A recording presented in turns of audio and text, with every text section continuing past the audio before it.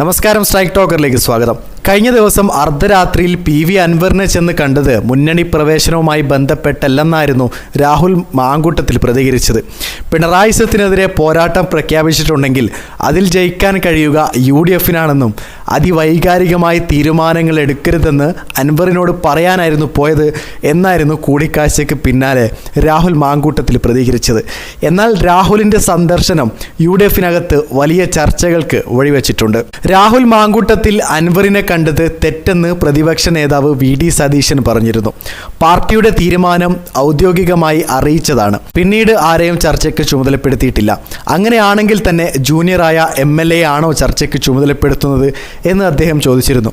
രാഹുൽ മാങ്കൂട്ടത്തിലിനോട് വിശദീകരണം ചോദിക്കില്ലെന്നും നേരിട്ട് കണ്ട് ശാസിക്കുമെന്നും അദ്ദേഹം പറഞ്ഞിരുന്നു. അതേസമയം രാഹുൽ മാങ്കൂട്ടത്തിൽ PV അൻവറുമായി കൂടിക്കാഴ്ച നടത്തിയത് അറിയില്ലെന്നായിരുന്നു AICC ജനറൽ സെക്രട്ടറി KC വേണുഗോപാലിന്റെ പ്രതികരണം. നേരത്തെ ആര്യാടൻ ഷൗക്കത്തിനെതിരെ മത്സരിക്കാൻ സ്വരാജ് തയ്യാറാണോ എന്ന് രാഹുൽ മാങ്കൂട്ടത്തിൽ ചോദിച്ചിരുന്നു. CPM സ്ഥാനാർത്ഥി പ്രഖ്യാപനം വൈകുന്ന വേളയിലായിരുന്നു രാഹുൽ ഇക്കാര്യം ചോദിച്ചത്. ഇതിനിടെ ഇടഞ്ഞു നിൽക്കുന്ന PV അൻവർ തങ്ങൾക്കൊരു തലവേദനയേ അല്ല എന്ന് രാഹുൽ ഫേസ്ബുക്കിൽ കുറിക്കുകയും ചെയ്തു. ചുരുക്കി പറഞ്ഞാൽ പകൽ വെല്ലുവിളി പരിഹാസം, രാത്രി വേഷം മാറൽ കാലുപിടുത്തം. ഇതാണ് കോൺഗ്രസിൻ്റെ രീതി. വീഡിയോ ഇഷ്ടമായി ലൈക്ക് ചെയ്യുക, നിങ്ങളുടെ അഭിപ്രായം രേഖപ്പെടുത്തുക. കൂടുതൽ വീഡിയോസുകൾക്കായി ഈ ചാനലിലൂടെ തന്നെ സബ്സ്ക്രൈബ് ചെയ്യുക. This is strike talk signing off.